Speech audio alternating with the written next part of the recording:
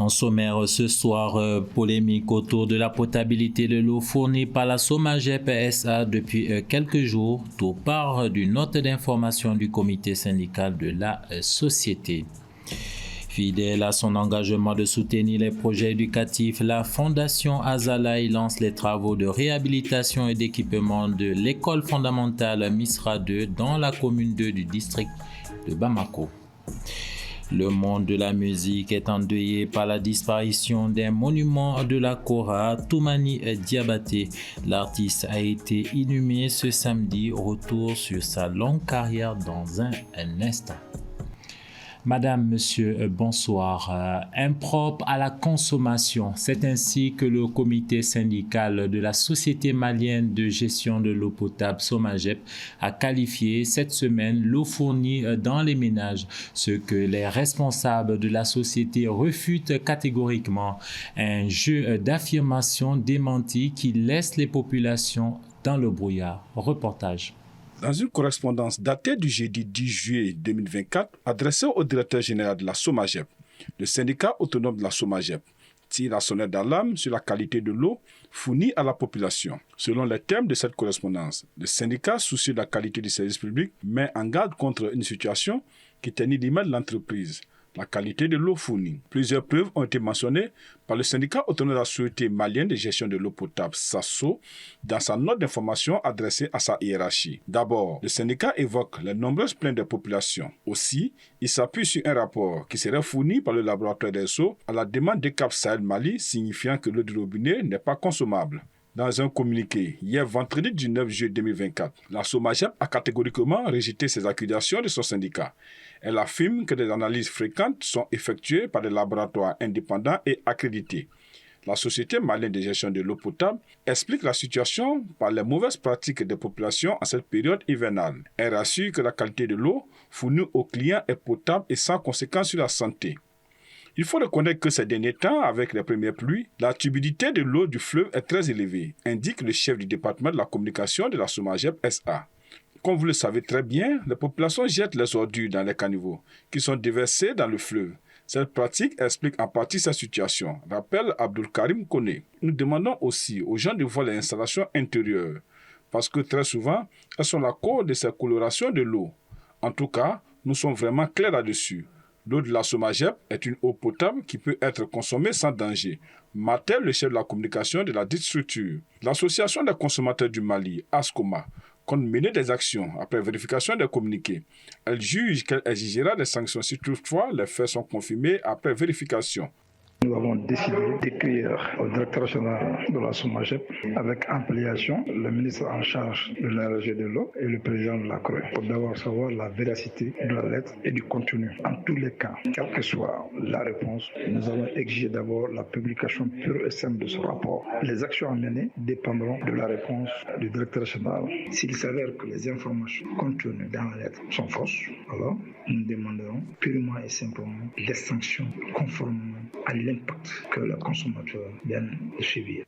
En réaction à la correspondance du syndicat, la direction a publié un autre résultat émanant du laboratoire de la santé affirmant que l'eau du robinet est de bonne qualité. Ce résultat, daté du 5 juillet 2024, est antérieur à la lettre du syndicat du 18 juillet 2024. Toutefois, les clients de la Somagep continuent de douter de la qualité de l'eau du robinet. En attendant un dénouement heureux, la population ne savent plus à quel saint se vouer. En bref et en images, déjà 3 jours que la campagne de prévention du paludisme chez les enfants de 0 à 5 ans a été lancée. Ce premier passage de chimio-prévention a débuté par les districts sanitaires de Yorosso, Kadiolo et Massina et se poursuivra à travers le reste du territoire national selon un responsable du ministère de la Santé. À travers cette initiative, les autorités et leurs partenaires entendent réduire la mortalité des enfants de moins de 5 ans et les cas de paludisme simple et grave. Sur un tout autre plan, l'OMH, Office malien de l'habitat, a procédé début juillet à la seconde phase de mise en vente de 1200 logements sociaux de type F3, F4 et F5, ce qui devrait permettre de renflouer les caisses de l'État et permettre la continuité du programme de logements sociaux, nous dit Paul Yapinguessan. 1200 logements sociaux de type F3, F4 et F5 sont mis en vente depuis le 8 juillet dernier par l'Office malien de l'habitat, OMH. Les responsables de la structure indiquent que cette session est ouverte à tous les Maliens. Le directeur général de l'Office malien pour l'habitat, Issa Seydou Sissoko, nous donne des précisions sur la motivation de cette session directe des logements sociaux. C'est des promoteurs qui ont construit ces logements-là. Aujourd'hui, le programme a des difficultés pour subvenir au paiement de ces promoteurs. Donc, la session directe n'a autre objet que de pallier à ces problèmes financiers. Le plan de restructuration ne fait pas des spécificités par rapport au type de logement. C'est les logements construits qui doivent être cédés au prix coûtant. Les montants sont indiqués dans les pièces à fournir, dans les documents. Je ne vais pas rentrer dans ces détails. L'argent des bénéficiaires va être mobilisé dans un compte spécial par rapport au paiement de nos arriérés. Cette session directe prendra fin le 9 août prochain. Les responsables de l'OMH indiquent qu'elle est ouverte à tous les Maliens de l'intérieur que ceux de la diaspora. La Fédération des associations des bénéficiaires et demandeurs de logements sociaux du Mali salue l'initiative. Si rien n'est fait, le programme va droit au mur, le programme va s'arrêter parce que le site est menacé par des spéculateurs fonciers. Le site est menacé à 80% par des constructions anarchiques ça et là. Et quant à nous bénéficiaires, quant à nous demandeurs, il s'agit bien évidemment de soutenir l'idée de la continuité du programme des logements sociaux. Préoccupé pour l'avenir du programme de logements sociaux à cause des spéculations qui prennent de l'ampleur, l'Association des bénéficiaires et demandeurs de logements sociaux dit être en phase avec cette initiative des autorités. Notons que seul Bamako est concerné par cette opération. Le programme normal de l'attribution des logements sociaux, selon la Direction générale de l'Office malien de l'habitat, reprendra dès que cette session directe sera bouclée. Comme annoncé en titre, les travaux de réhabilitation et d'équipement de l'école fondamentale Misra 2 ont été lancés officiellement ce 20 juillet en commune 2 du district de Bamako. L'initiative est de Azalaï Fondation de Mossadegh Bali, président directeur général du groupe hôtelier Azalaï. Cette fondation, créée en 2015, entend notamment soutenir les projets éducatifs. Soumaïla Fane pour le reportage. Dans le cadre du programme de réhabilitation des écoles et de fourniture d'équipements scolaires de la Fondation Azalaï, les travaux de l'école fondamentale Misra 2 en commune 2 du district de Bamako ont été lancés ce samedi 20 juillet. Un geste salutaire et hautement apprécié par les responsables scolaires. Aujourd'hui, la Fondation entamera les travaux de réhabilitation de l'école de Misra 2 du groupe scolaire de Misra. C'est un geste salutaire et hautement apprécié par toute la population de la commune 2. Nous lançons un cri de cœur aux organisations de bienfaisance et personnes de bonne volonté afin d'accompagner la Fondation Azalaï pour satisfaire certaines doléances du groupe scolaire de Misra, voire des autres groupes scolaires du centre d'animation pédagogique de l'hippodrome. L'objectif de ce projet, c'est d'améliorer le bon fonctionnement des écoles dont les États ne répondent pas aux normes de qualité. L'école fondamentale Misra 2 compte en tout une direction et 12 classes, dont 6 ne sont pas opérationnelles actuellement. Lors du diagnostic, nous avons décelé des problèmes majeurs au sein du dit établissement. Ces problèmes sont liés aux normes de qualité, aux conditions requises d'apprentissage des élèves. Et ces problèmes se sont regroupés autour de 7 grands axes. Donc, nous avons tout d'abord le premier problème, c'est les salles de classe. Ensuite, nous avons la direction aussi qui n'est pas aux normes. Et les toilettes aussi, ce n'est pas aux normes. Ensuite, nous avons vu qu'il y a l'absence de cantine scolaire. Les tables bancs dans les salles de classe ne sont pas complètes. Pendant l'hivernage, il y a une inondation d'eau ici. Ensuite, nous avons vu qu'il y a des problèmes d'électrification. Donc, il n'y a pas d'électricité. Donc, nous avons cherché des solutions.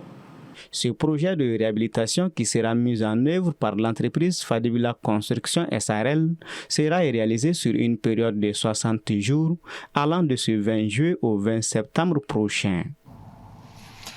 La vente le vendredi 19 juillet 2024 des millions d'ordinateurs disposant du système d'exploitation Windows étaient en incapacité de fonctionner.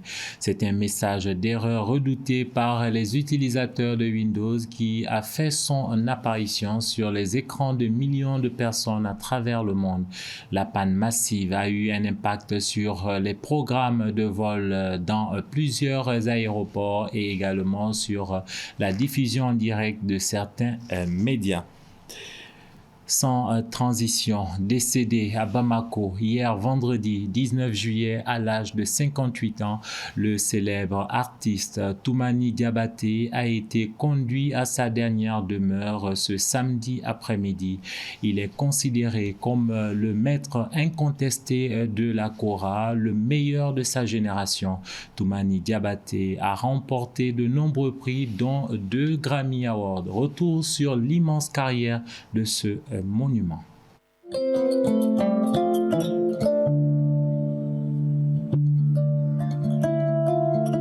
L'un des plus grands vertueux que le Mali ait connu, Toumani Diabaté est décédé ce vendredi 19 juillet 2024 à l'hôpital Golden Life de Bamako suite à une courte maladie. Il laisse derrière lui une empreinte indélébile sur la musique mondiale. Né en 1965, Toumani Diabaté est considéré comme l'un des plus grands joueurs de kora.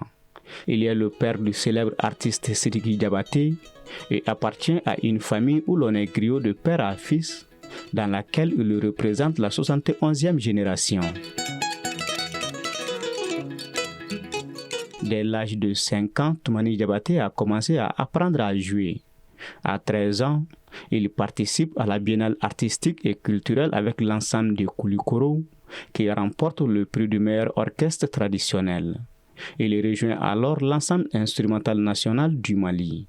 Son talent lui a permis de se démarquer rapidement, faisant de lui une figure emblématique de la musique mandingue.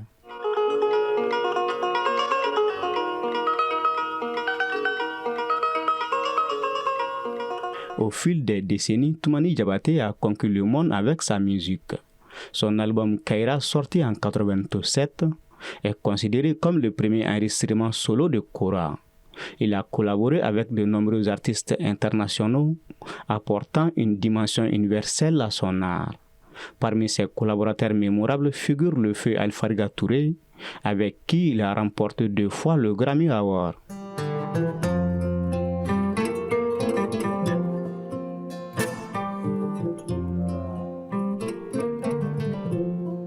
Fervent défenseur de la culture malienne et de la paix, Toumani Diabaté a souvent utilisé sa musique pour sensibiliser le public aux enjeux sociaux et politiques de son pays. Laissant derrière lui un héritage musical incommensurable, Toumani Diabaté, le maître de la kora, a été conduit ce samedi à sa dernière demeure pour un repos des justes et un repos des vertueuses. C'était l'essentiel de l'actualité qui a retenu notre attention pour ce 1945. Madame, Monsieur, merci de votre fidélité.